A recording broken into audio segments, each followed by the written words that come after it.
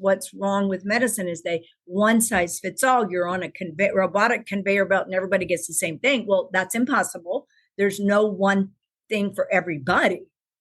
I'm Ann Marie McQueen, journalist and proud 50-ish woman, and we are here looking for the true truth in perimenopause, menopause, midlife, and beyond. Opening our minds to other possibilities is not always easy. Hotflash Inc. You're all woman to me. All right, Ann Marie.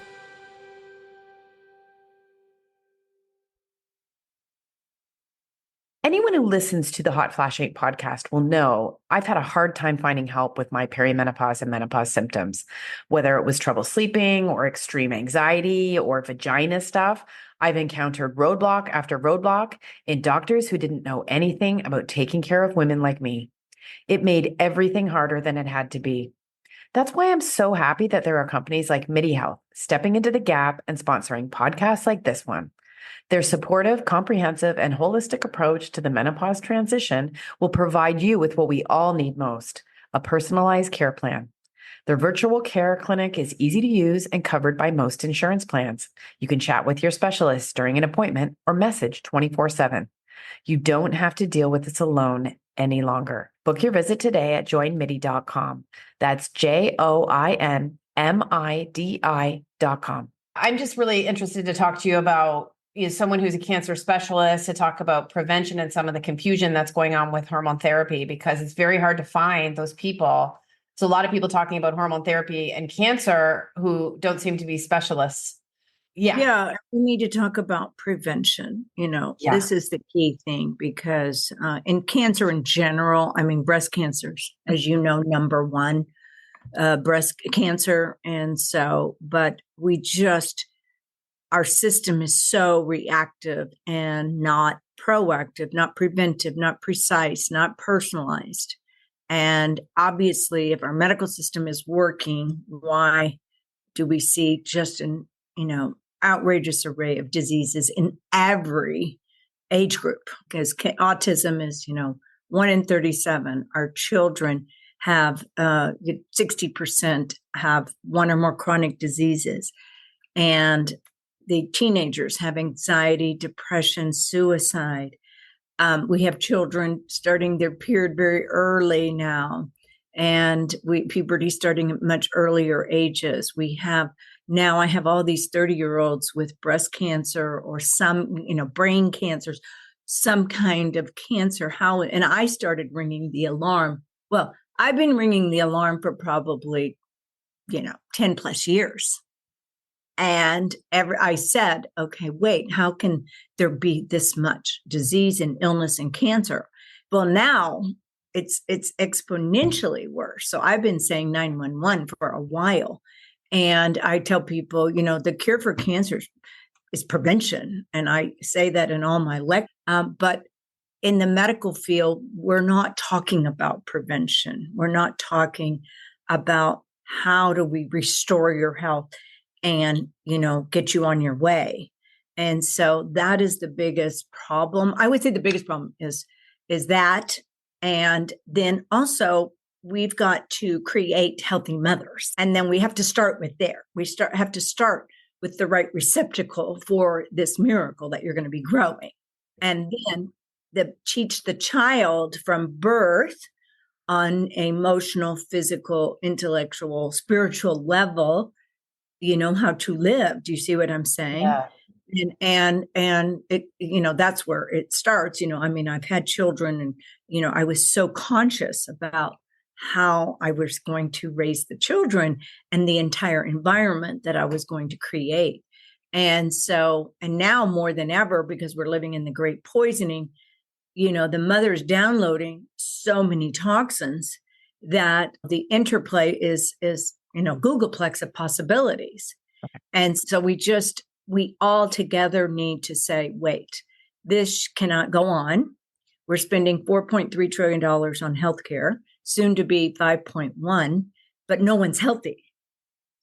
And so how can that be? Okay, cancer rates are 1 in 2 people now. It's the number one killer, 1 to 85. And there's no progress really in cancer. And we haven't cured one chronic degenerative disease in the last 100 years. But we have all of these charities, all these fundraisers, all this, and the anguish and agony people go through when they have cancer. I hear it every day. I had a new patient yesterday from Florida, and she's been diagnosed with endometrial cancer.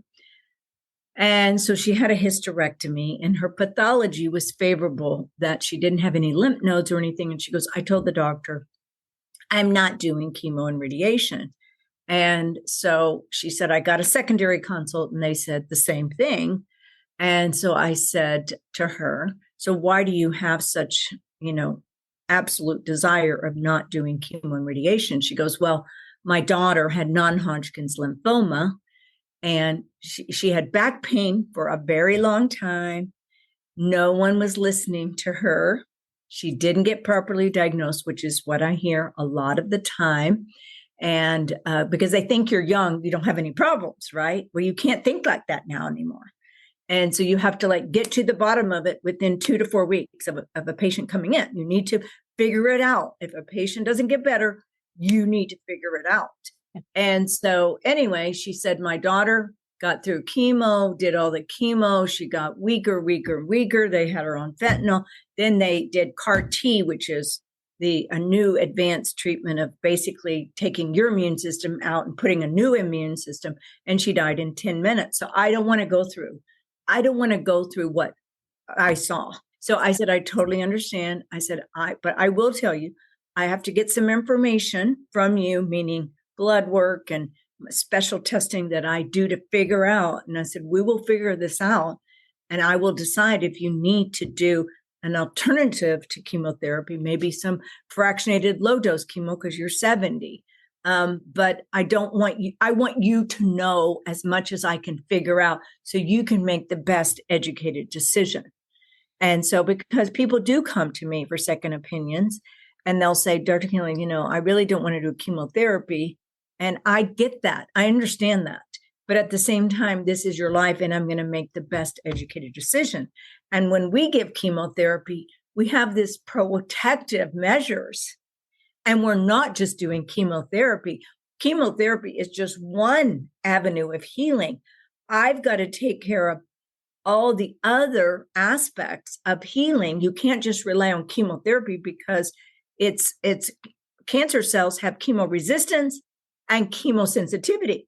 So what about the guys that don't respond to chemo? So you better go after them with the natural things, maybe repurposed drugs like fenbendazole, ivermectin, and metformin, and Celebrex, and dibaratimol, all these other drugs that have anti-cancer activity, natural things, curcumin, agaricus blase, all these other things that have anti-cancer ability. So you can't put all your eggs in just the chemotherapy. But also, more importantly, when you take care of a cancer patient, if they have to have chemotherapy, what's happening to their immune system? That's how you fight the cancer.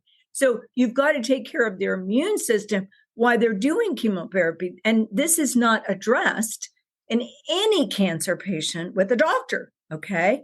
And so you're not only killing cancer cells, you're killing the normal cells, and you're destroying every physiological system in the human body, because that is what chemo does.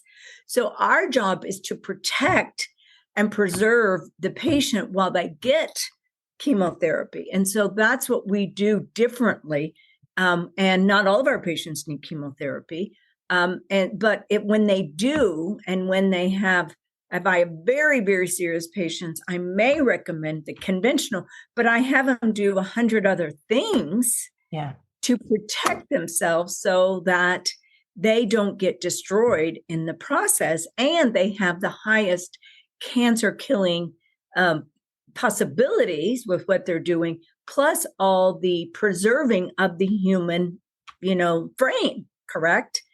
And so, our medical system is unfortunately very broken, and that's why we're in an upheaval of patients really wanting a different way.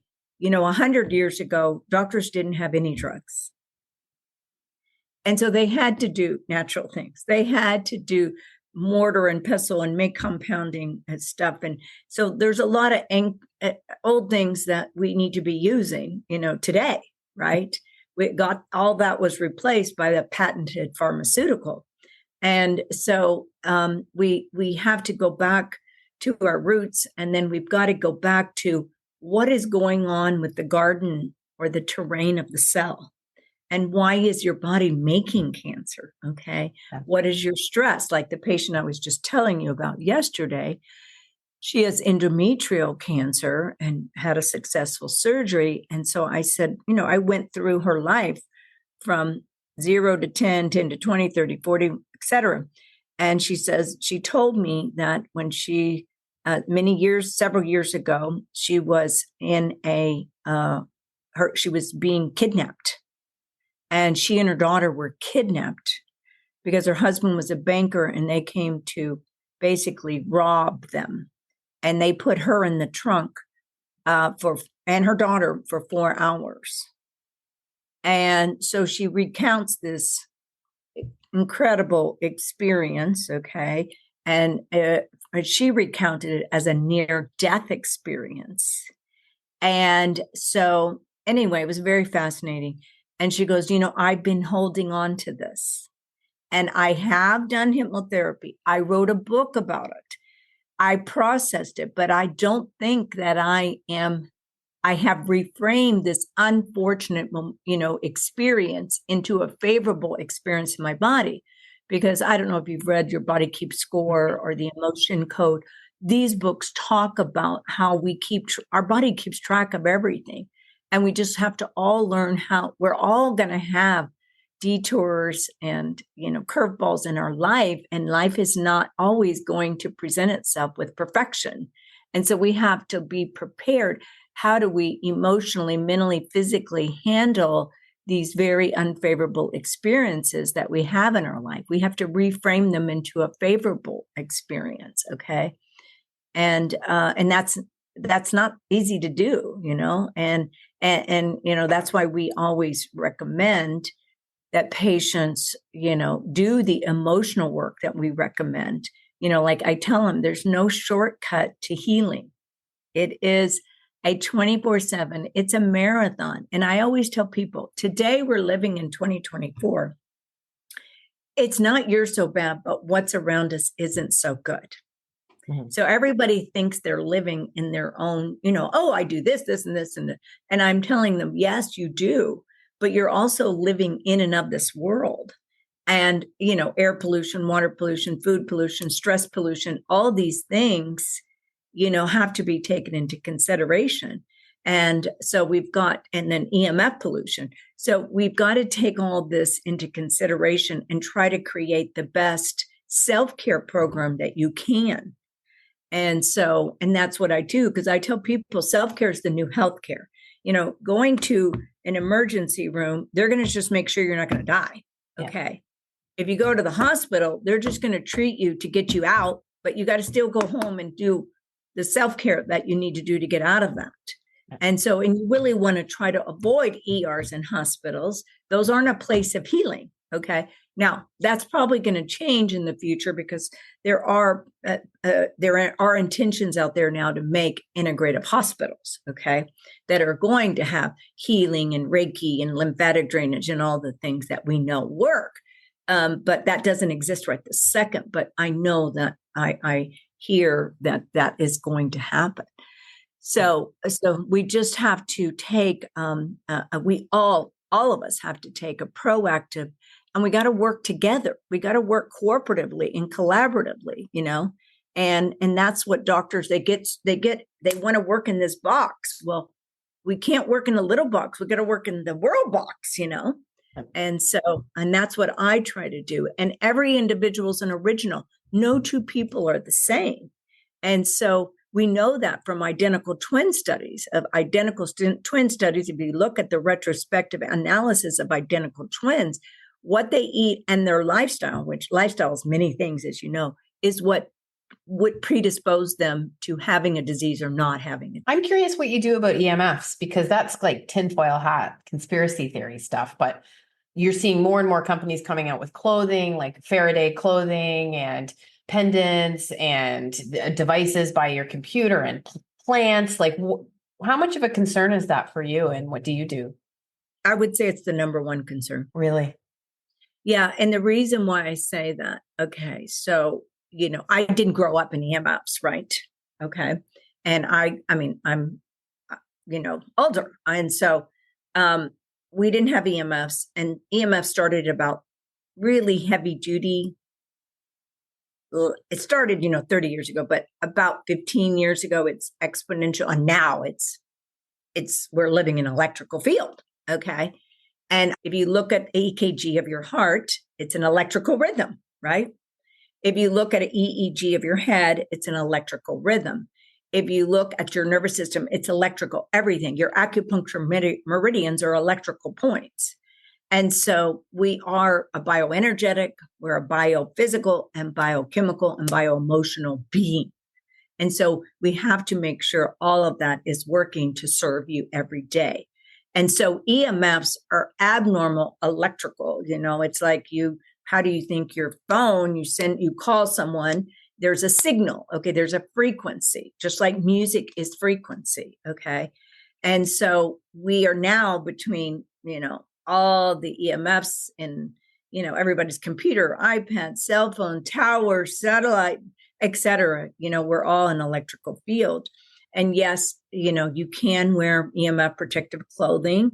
I know a lot of people do. I personally, in my house, turn off the electricity to my bedroom, and I sleep in a Faraday cage because your sleep is your most restorative time. So I have it's a canopy that sits over my bed. And then I do something called the biomodulator. The biomodulator is a device that basically gets you an electrical rhythm. It was designed by a physician called Jerry Tennant. Jerry Tennant wrote the book, Energy is Voltage. And so it is a way of basically charging your body to have the correct frequencies and to balance your body, because we all have the potential to be lacking voltage. Voltage is the energy of your cell. Every cell has voltage. So you should be about minus 25. And so we measure that in the patients. And then if you've had what takes away your voltage is surgery, tattoos, toxins, bugs, teeth, all these things, all these things take away your voltage. Okay. Teeth? So what do you mean voltage, teeth? What do you mean teeth? Getting teeth, like root canals, yeah. and infections and fillings and all of that are, can take away your voltage. And so anyway, so you've got to remove all those interruptions, in what's going on. And so that is for me, a good way, because I've had surgeries and I've had all my scars fixed. So once you have a scar, it blocks all the acupuncture meridians going back and forth. So you need to reestablish those connections. So that's called neural therapy. And so we do that on every single patient. So but then you've got to go about removing all the things that are blocking you. So parasites, viruses, bacteria. One of the biggest things in cancer patients is fungus, the connection of fungus and cancer, because why? It's an inflammatory process. Okay. And so you've got to remove all the things that are causing you problems. That's why grounding on the Earth's magnetic field is the best thing you can do every day. That's the thing that doesn't cost any money, and you can do it. You got to do it on, grass or sand or dirt, sitting under a tree, something like that. Getting sunshine every day is also very important. So doing these things is vitally important to your existence today. Yeah. And so I always think every day, I always think, okay, and I always do such a very deep exam. Meaning, when I say exam, not just physical exam, but I go through a person's life, and I always okay, what is going on here? What is the perfect storm that created this? And so, if you really, really analyze people's lives, just asking them how many times in their life they've taken antibiotics, Okay. Because what do antibiotics do? They destroy your microbiome. Okay. They interfere with mitochondrial function, but and you have the chance of growing yeast and candida. Okay. So candida flourishes in your system. All right. And it creates this abnormal inflammatory environment, cutting down the oxygen to your tissues because there's so much inflammation and invasion that your body can't get oxygen. Well, your body needs the oxygen, right, to properly metabolize through the Krebs cycle of energy. And so once you do, an analysis of a person's existence since birth, or even, in utero, because now we see that people who in utero to 7 years, Gabor Mate, the more adverse life experiences you have, the higher risk of your diseases. So that's why we have to assess the trauma and drama in someone's life, because people they have adverse childhood experiences. They have the trauma and drama, just like I was telling you about the lady who came in with endometrial cancer. And so we have to unravel a person's life and existence to know where we need to focus on, and things start revealing when you start doing it, and then all the practitioners do their little magic on all the different facets, you see, and then the patient sees. Because like I had a nurse come in last week and she's telling me her story, and she starts crying. She goes, wow, that's a lot. She didn't even realize what she's been through until she's seeing in front of me, and I'm unraveling to her life. And she's crying. She's only 30 something years old. And she realizes, wow, she says out loud, wow, that's a lot. So she's just realizing now. Okay. Yeah. So, and because we live unconsciously a lot of times. We're not conscious of what's going on, right? And we all do it. We've all done it because we, until something, crises happens, and we kind of go, oh, what's going on here? And then you reveal to yourself what's going on. Yeah. And other people can help you reveal, but we also have to be open to the process too, because sometimes it's painful. and the reality sometimes is so like I just said, a wow, but we can turn that all into good. We can. And I always tell every patient that. I always say, look, this is a time for you to really get intimate with yourself and to know yourself and understand yourself and master the miracle that you get to live in every day, and then help someone else with everything that you've learned, because you really can't help somebody if you haven't been through it. And I'm not saying you have to go through everything in life, because that would not be good either. But, let's face it, if we've had and lived the problem, we tend to be good at helping others, right? Because we've been through it, like it's trying to explain to someone what it's like to have a child.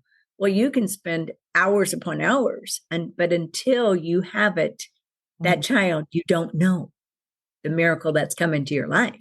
So, well, when someone's listening though, and they're just going, oh my gosh, where do you start? Like if someone's listening now and thinking, I need to prevent, and you've got a whole book that's very worth reading, but what's your top line? Like, because you can't do it all at once. Like, I've gone through a lot in it's been like 6 years since I had sort of the hit the wall life explosion, faced myself. And it's been 6 years, and I just went through menopause, and I feel like, so that I don't want to scare people. It's like, and it's like you change slowly and all at once. You change you're, even to hear you talk about EMFs, it's like, whoa, that's a huge thing to change. So anyway, that's a long-winded asking you where to start if you're like trauma.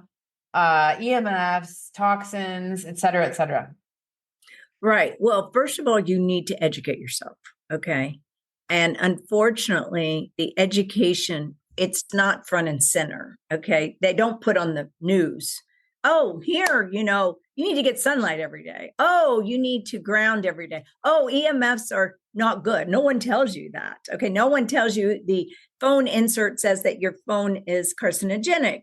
No one tells you that a Tesla, if you drive it, look at the warnings on Tesla that these could be cancer causing. Okay. No one tells you that. You don't pay attention. Let's face it. Okay. Luckily at the gas station, they say if you're pregnant, this could be toxic, right? Thank goodness. Okay. But no one's alerting us to telling us because it's probably too scary. Okay. But people need to become educated and aware of what's going on with their life and what they need to do. And there are books, lots of books, my books, there's lots of books written on toxicity. There's books written on all kinds of things, but you've got to take charge of your own life. Okay. And you've got to learn. There's so many health podcasts now. There's so much out there to learn. So I would tell people to just start. I mean, there's my book has kind of an overview of a lot of things, right away. And then get another book, and they all kind of say similar things, right? And I always tell people, this is not something you're going to fix in a day, okay? And take your time. And I tell people, give yourself a year to kind of start getting yourself organized. Now, when patients with cancer, everything's an emergency. Why? Because you can't negotiate with cancer. And because cancer's like, it's already 10 years in the making. And so you're trying to get your body in order as quickly as possible, correct? And then you're getting biopsies, and then you're getting surgery, and then you may need chemo, and then, may need radiation. And so you have all this to deal with, okay? You've got to counterbalance all of those facets. And then you've got to change your life. And then I always tell people, you're going to be drinking out of a fire hose. That is for sure. But it is what it is. And we're going to help you. We're going to guide you through that process, but don't make it like it's okay. I got to do everything today, little by little. And I make it simple for patients. Maybe it starts with a detoxification and doing Epsom salt, baking soda, and clay baths. And then, I add the next thing and get rid of plastics out of your house, get an air purifier, make sure you have some kind of water purifier. These basic things. EMF is a whole nother thing. The best thing you could do is ground every day. That's the simplest, inexpensive thing to do. Do they have grounding mats? I didn't personally notice that much difference when I had a grounding sheet, but it may help some. Okay. Probably the best thing you can do though is connect with the earth and do that. And, essential oils are very helpful for nurturing the body. Okay. So, because essential oils have a very, very high vibration. And so I think those can be very, very helpful with patients because they do have such a high vibrational frequency and different combos depending on what we're trying to treat and everything. But little by little, you have to get your sleep. Well, first of all, I tell people, you got to get your mental, emotional countenance in order. So we do something called EVOX. That is rapid. Vox is the Latin word for voice, and it reprograms. So when you start talking and your brain is programmed on the computer to say, it gives the person to look at that and say, okay, it sounds like you have had abandonment issues. And so they work through the different things that they see that are displayed on the brain. And the beauty of it, it's very quick. Okay. We don't have to do years of therapy. We do 5 to 10 sessions and patients are dramatically better. And we want the patient better, faster. And so, and I have used all kinds of techniques for the emotional countenance of someone. So we have found that to be the best and quickest, and people want to get better faster, right? And then, so I would say, and then we give all of our patients healing affirmations just to begin with, to start with, so they learn how to start talking to themselves, because we face it, we live in our subconscious, which started, in utero. And so we have all these subconscious recordings playing all the time, and they maybe are not serving us. So if we have conscious intentions about our life, then we're reprogramming ourselves, because our cells are listening to our thoughts 24/7. So if we do programmed intentions several times a day, we are reprogramming the thoughts that we had, right? Did you know I also have a Substack? That's just a fancy way of saying I have a newsletter. But listen, it's not like every other newsletter. I am the only journalist in the world who's made menopause my beat. And each week I share research, news, products, tips, and tricks from the world of menopause and midlife. Sometimes I even write an essay. Hotflash Inc. on Substack is where I pull together everything that's here and in the menosphere, and I break it down just for you, so that we can try and make sense of it all and figure out what to do together in real time. Join more than 5,000 women practitioners, CEOs, and more, and become a subscriber today.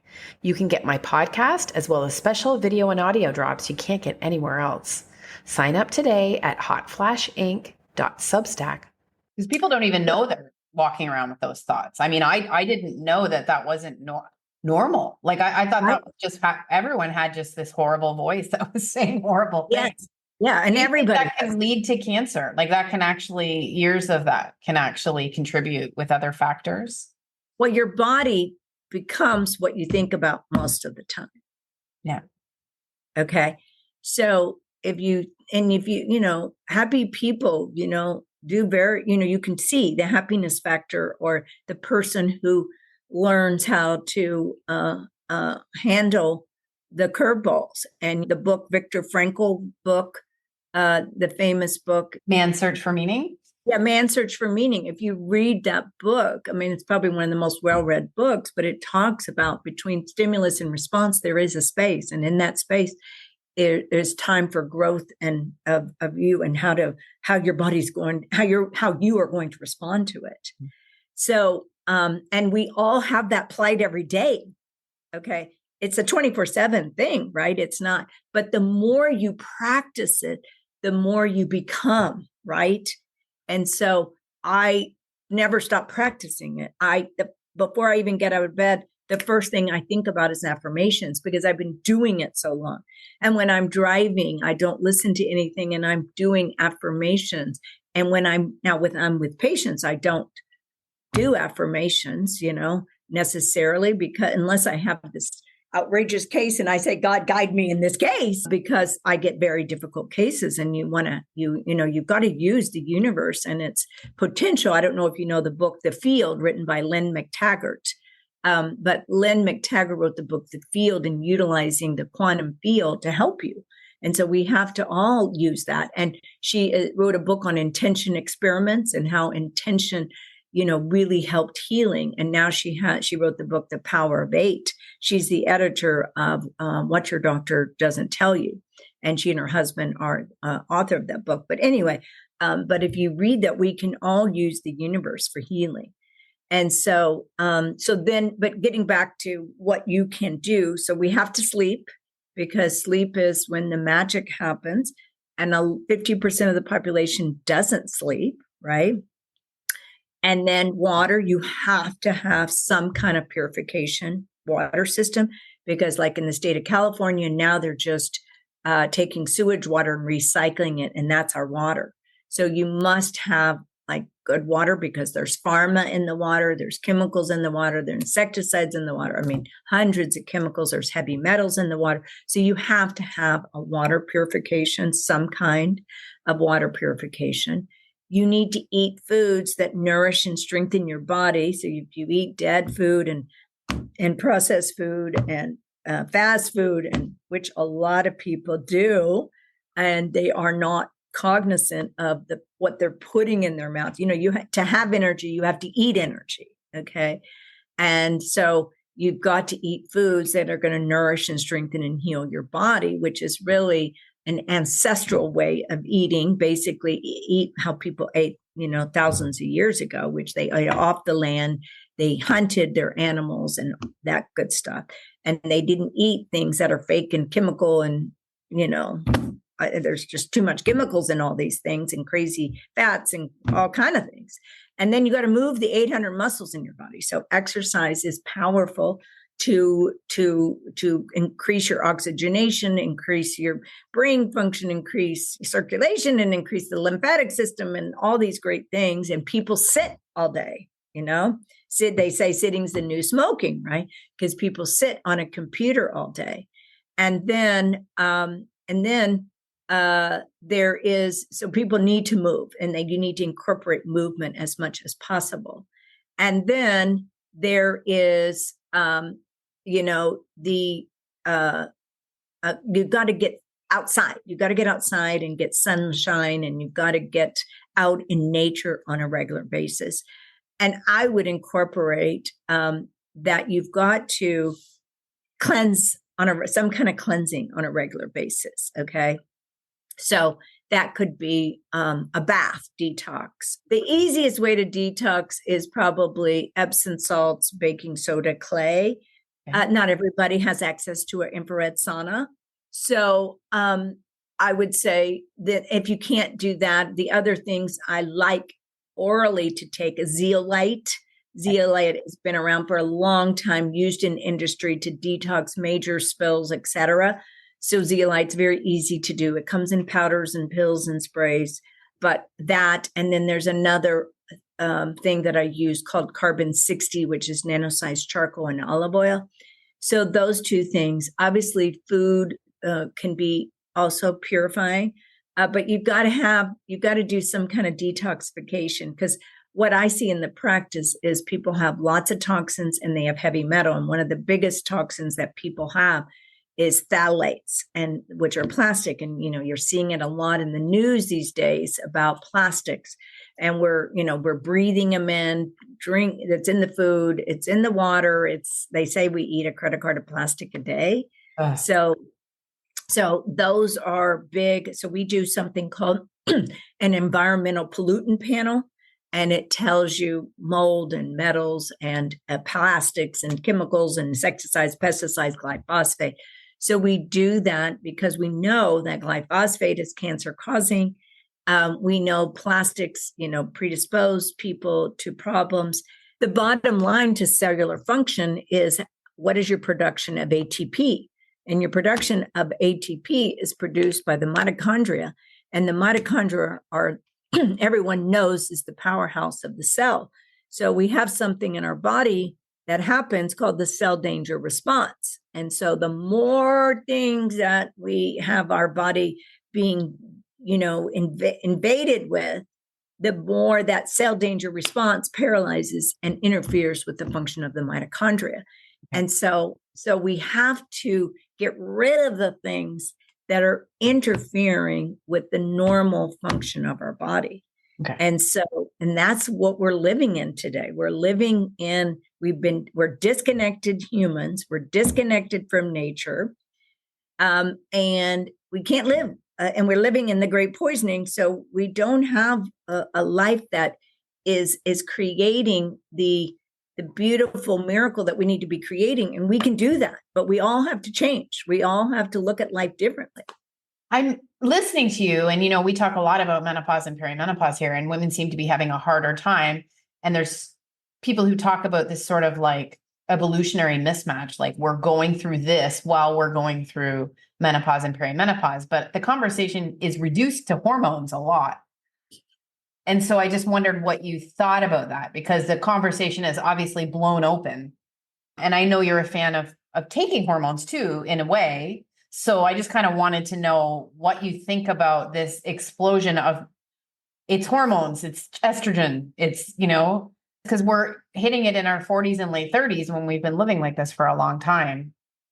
Right. Well, I would say, okay, first of all, you have to understand that I've lived a hormonal conundrum. And so the few things I've experienced, just so the listeners know that I come from not just the medical scientific aspect, but the actual living experience. So my mother took DES. And so we found out when I was a teenager. And so I started going to cancer institutions when I was 16, et cetera. And I never had 2 periods in a row in my life. Okay. So the answer to all of that, well, 1, you're young. Then 2, let's go on birth control, which changed me forever, which is terrible. I had a permanent change when I went on birth control, okay, in my whole system. Anyway, but back then, that's what they thought was the answer. And, if you read the pill problem and the bitter pill and all these, there's a lot to birth control pills, okay, a lot that they don't tell you. And then anytime I mention it, people, OB-GYNs freak out and everything. But I do believe that you have a duty.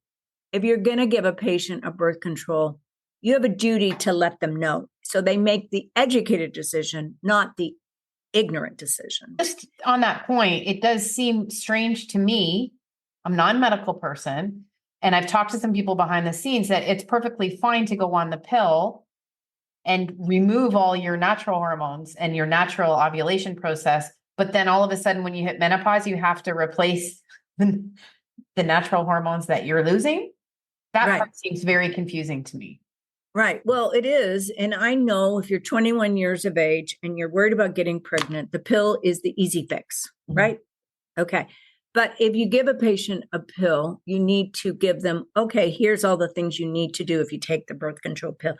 And also you need to know you have to give patients informed information, right? But people need to understand, and because your doctors don't tell you, okay, they just give it out, okay?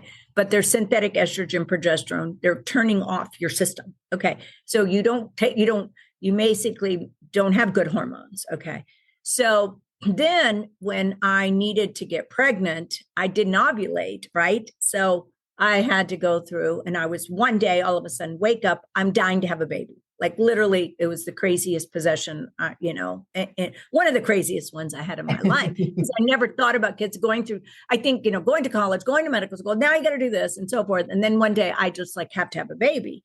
And so I talked to my girlfriend who was an OBGYN, and she goes, oh, you need to take Clomid because Clomid's going to help you get pregnant. And I go, okay. I took that. Well, unfortunately, taking Clomid I didn't ovulate. I'm doing those ovulation kit tests every day. Anyway, to make a long story short, I go to infertility doctors and I do successfully. I'm giving you the Reader's Digest version, but I successfully, had 3 kids with, medical intervention. Okay. And I'm shortcutting it because there was a lot to it. Okay. And then when I delivered twins 29 years ago, I had an emergency C-section without anesthesia. So that shut down my pituitary. And your pituitary, if anyone knows, is your master gland that controls all your hormones. And I ended up getting a pituitary transplant, not in the United States, somewhere else. That pituitary transplant saved my life and turned my endocrine system back on. So I not only have had menopause, I've also had complete, malfunctioning of my pituitary. And so I will tell everyone out there that hormones are the most important chemical messengers in your body. They are what keeps you alive. All right. And no one should ever underestimate and tell you that hormones are no big deal, because they are your biggest deal. They help you make the decisions every single minute of your life, your thoughts, your energy, your stamina, your well-being. I mean, your every single thing, how your heart works, your liver works, everything works. Okay. How your memory works, like every single thing.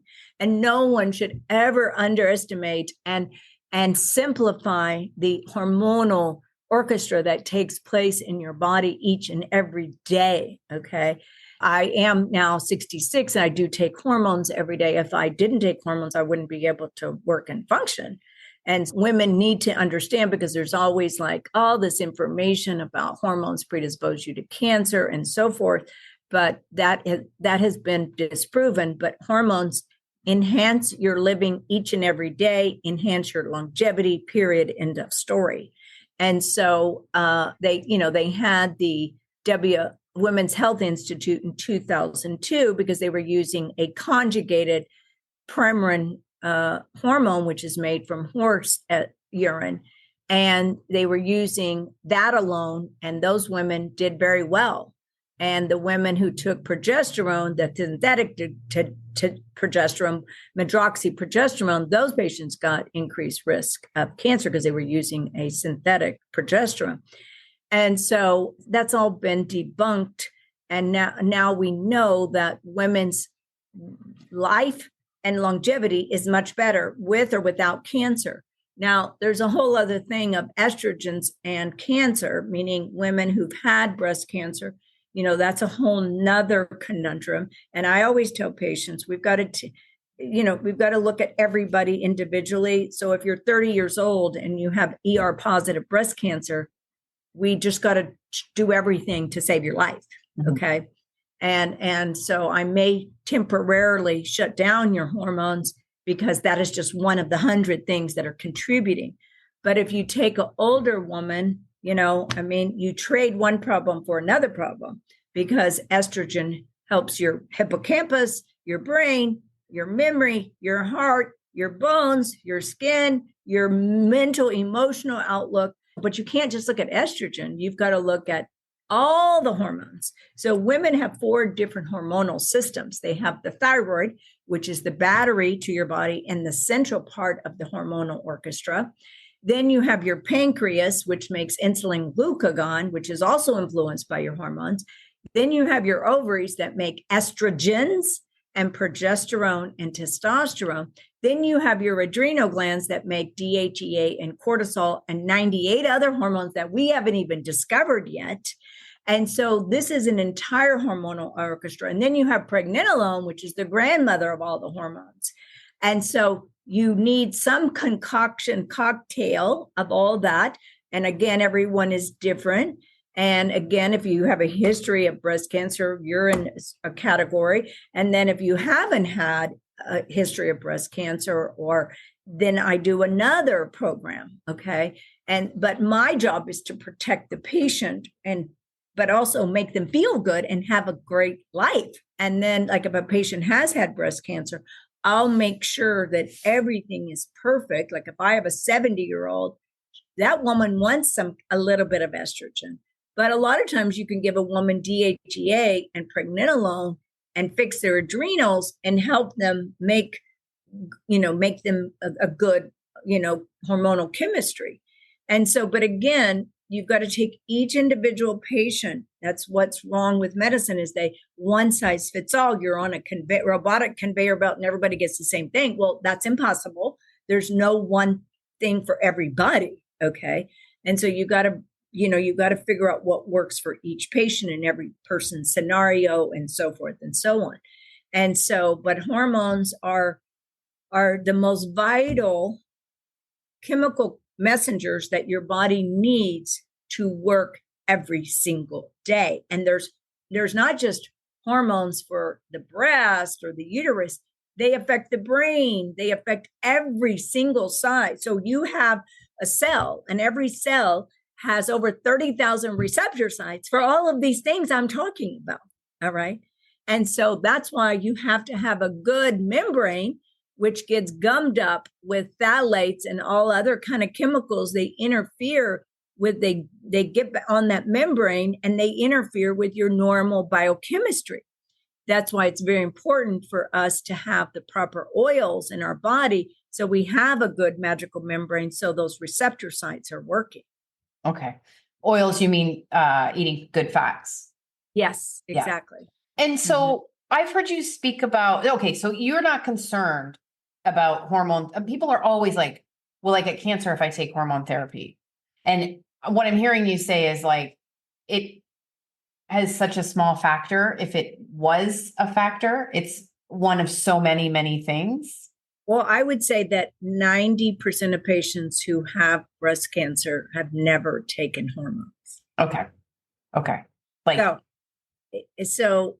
And the studies worldwide, like if you look at the countries like Finland, Denmark, Spain, Italy, they give it to women free.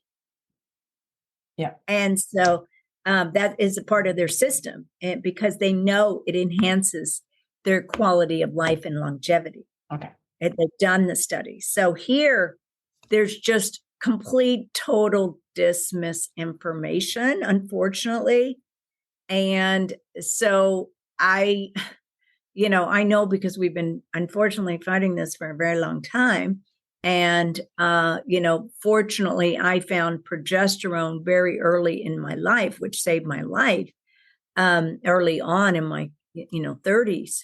And so it's the balance of hormones, because like the lady I just had endometrial cancer, she never took hormones. She has endometrial cancer. Right. She never took hormones. Okay. And all the women, the 30-year-olds, give or take, that I take, other than taking some took birth control pills, they've never taken hormones and they have breast cancer. Mm-hmm. So, and then did God give you a body to self-destruct? No. Okay. It did not give all these hormones for your body to self-destruct. There are extenuating factors that are causing the increase in breast cancer. And we got to look at all the causes that women are, and we need to be on a preventive, very proactive, precise trajectory of preventing cancer and making people aware. And they've got to change their way of living. We have to. And it's for all of us. And do you think being on hormone therapy can prevent cancer? I mean, there are some studies that are showing. Yeah, there are lots of studies that are showing that if you go on hormone therapy, your quality of life is better and your risk of prevention is better. Like, for especially if you take progesterone, because progesterone is anti-cancer. Okay, in all of its ways, it's anti-cancer. And that's the perfect balancing for when you have estrogens, is you have progesterone to balance it out.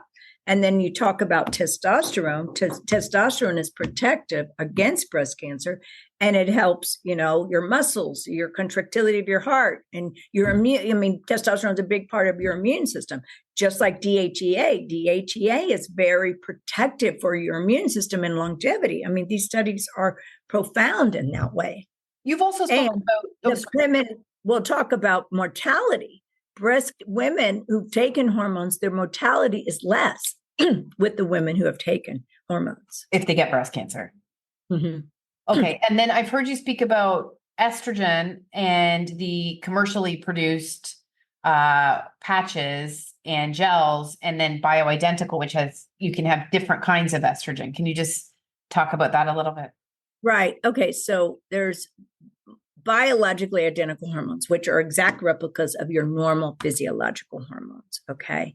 And so we know that a combination of estradiol and estriol, which is protective against breast cancer, and the best way to do it is topical. Okay. Because you're bypassing the liver. And the studies show that it is better topical than it is taking it orally. And then you must combine it with progesterone, because estrogen and progesterone are balancers. Okay. Then, of course, I check people's testosterone level, and I also make sure that then I check their DHEA sulfate. I also check their pregnenolone and all the other things to fortify their system. So there is an estradiol pill that is sold, commercially. There is an estradiol patch you mentioned, which is biologically identical, and which is not. But if you take the transdermal patch, you need to balance it with progesterone and check levels to make sure that they are in proper, balance and opposition. And with that patch or gel, you're not getting estriol. No, exactly. So you should be getting the both. I like to use 50% estradiol with 50% estriol, because what you're doing is you're mimicking the body's physiology, right? And so, because your other hormone that you make is estrone. Now there are other estrogens, also made, But the main ones, when you look about replacement, should be a little bit of E3 and a half and half, E3 and E2, which is estriol and estradiol. But line, progesterone and estrogen and testosterone if you need exactly. it. Okay. Correct. But progesterone is the big one because it seems to me when I read studies that researchers are still not separating out synthetic and bio. That is correct. What's the point of all this research? Because we're getting findings and they're all just, to me, they're just all over the place. Do you see that? Yes, I see that. And they're putting them all together and they shouldn't be, That's going to take some time. Yeah, you have to qualify the study and say, make sure that they are biologically identical. Yeah, it's still not happening. It's crazy. There was that one about rheumatoid arthritis and it just, you look in the study. All together. Yeah. Okay, well, I've taken enough of your time. You're a busy woman. You have to go. Thank you so much. That was just a really good education. I really appreciate it. And you're doing great work. Well, I appreciate your work and we've got to work together to spread the message. Yeah. Hotflash Inc. was created and is hosted by Ann Marie McQueen, produced and edited by Sonia Mack. The information contained in this podcast is intended for informational purposes only and is not intended for the purpose of diagnosing, treating, curing, or preventing any disease. Before using any products referenced on the podcast, consult with your healthcare provider, read all labels, and heed all directions and cautions that accompany the products. Information received through the podcast should not be used in place of a consultation or advice from a healthcare provider. If you suspect you have a medical problem, i.e. menopause or anything else, or any healthcare questions, please promptly see your healthcare provider. This podcast, including Ann Marie McQueen and any producers or editors, disclaim any responsibility from any possible adverse effects from the use of any information contained herein. Opinions of guests on this podcast are their own, and the podcast does not endorse or accept responsibility for statements made by guests. This podcast does not make any representations or warranties about a guest's qualifications or credibility. This podcast may contain paid endorsements and advertisements for products or services. Individuals on this podcast may have direct or indirect financial interest in products or services referred to herein. This podcast is owned by Hotflash Inc. Media.